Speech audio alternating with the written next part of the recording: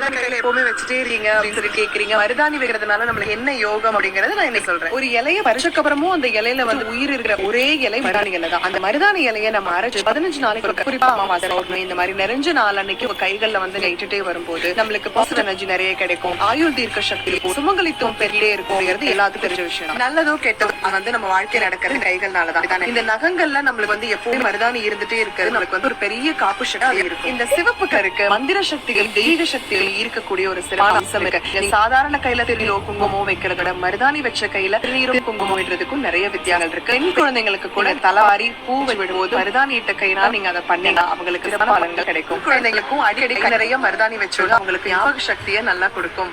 உள்ளங்களையும் மருதாணி வச்சுட்டு நீங்க கோவில்ல போகும்போது அடிப்பிரதர்ஷனம் பண்றது ரொம்ப நிறைய நம்மளுக்கு புண்ணியத்தை சேர்த்து கொடுக்கும். மருதாணி அரைச்சு தானமாவும் கொடுக்கலாம். என்னுடையதெல்லாம் அனைத்தும் முன்னுடையதே அருளாலா அருணாச்சலா. நன்றி.